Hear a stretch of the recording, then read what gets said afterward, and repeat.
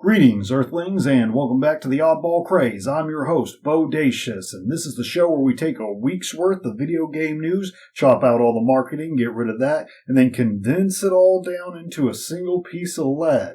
Then we take that lead and we put it in the chamber and we put it up against your cranium. Quick delivery. This is your quick weekly update.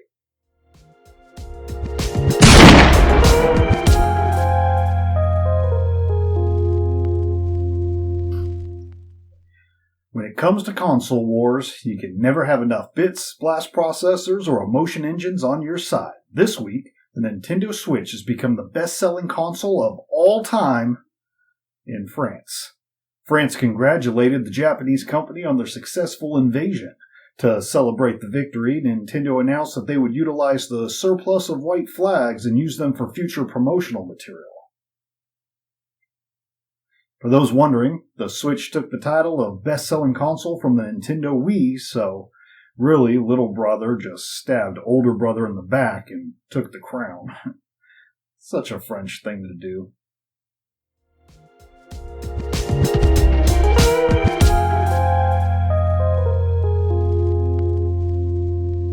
Now, I don't really feel comfortable talking about rumors on this show. I really prefer for it to be confirmed news that I condense down and then deliver to you pretty quickly, but this one's a little bigger than usual.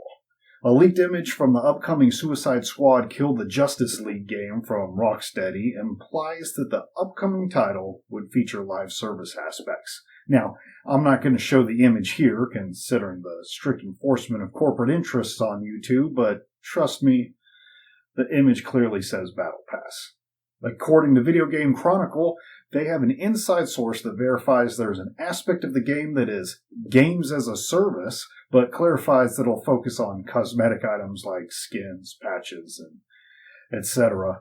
The reaction online has been split, though heavily favors those who would rather not have such an experience in a Rocksteady game, myself included. Couple this with the small amounts of information we already know about the Suicide Squad Kill the Justice League, and it might be time for all of us to taper our expectations a little bit. It doesn't look like we're getting a lighthearted Suicide Squad game with the Arkham polish or love and care. Looking back at the reveal trailer, it's totally similar to the Saints Row. The most exciting part about the trailer was the Rocksteady logo, so let's keep hope for the future. Now you might want to keep your eyes peeled because these ones are quick. Armored Core 6, which is several iterations separated from this title, will be getting an hour-long preview at an upcoming From Software event. The showcase will take place in partner with and during Bandai Namco's BNE Fun Live 2023. The event will be streaming on YouTube February 3rd at 6 p.m. Eastern. English subtitles are expected to be available, though previous events don't always have them. Since this is From Software, and there are plenty of fans of the series, I fully expect English subtitles. If you love alchemy, trilogies, and thick thighs, there's a bit of disappointing news as Atelier Ryza 3 gets pushed back exactly 1 month from its February release date. Now launching on March 24th, one of the game's producers says the delay is to provide a fitting finale for Ryza, and to polish the open-world aspects as well as the graphics. Considering the popularity of the previous Ryza games brought to the Atelier franchise, which I believe now sits at around 40 titles or so in that franchise, it seems fitting to delay the game just a little bit, especially if it means you get a better game at the end, and they can try to hold on to some of those new customers from the Ryza series.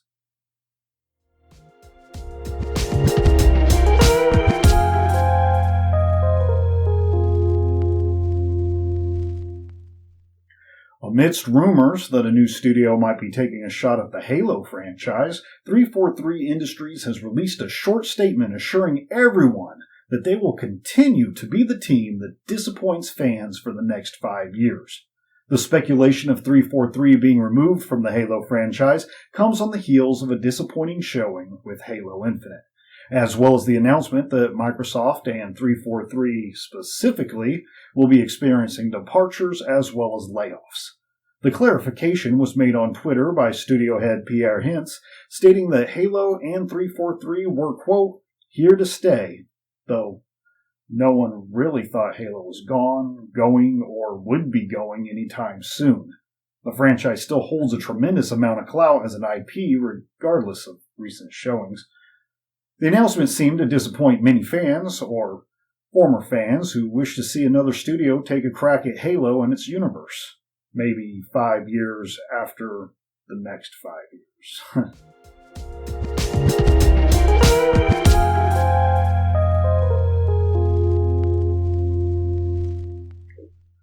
Monster Hunter, the series, continues to surprise as its fairly recent popular in the West impresses, well, everyone. The Sunbreak DLC package for Monster Hunter Rise has sold over 5 million copies so far. With Monster Hunter Rise only being available on the Nintendo Switch and PC at the time, this makes the number very impressive. As of January 20th, the game is available on Xbox Series and PS5 consoles, but the Sunbreak DLC won't release for those platforms until spring, meaning Capcom is very happy to let investors know that the money will continue to roll in.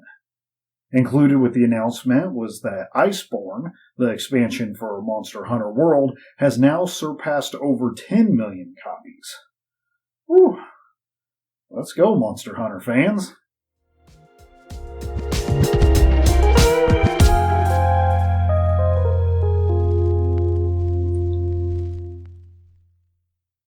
And in what has become a weekly topic, it's time to discuss what Nintendo might be doing with the Switch in 2023. According to Bloomberg, the company has asked its partners to prepare for increased demand for hardware.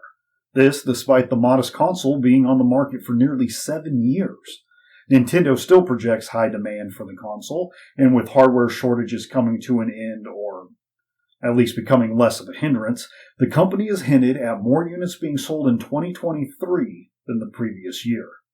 The upcoming Legend of Zelda Tears of the Kingdom will no doubt take advantage of the OLED capabilities in newer Switch units, and considering that the Switch has still not seen a price drop, hinting higher numbers is very much a possibility. After all, an easy way to move more units in your 7th year is to discount the hardware around Christmas, allowing consumers that are price conscious the option to get their first unit, or for families to get an additional unit for younger siblings. That's it for the quick weekly update. Like it if you like it, comment if you comment it, subscribe it if you subscribe it. If you don't, don't. So long, mortals.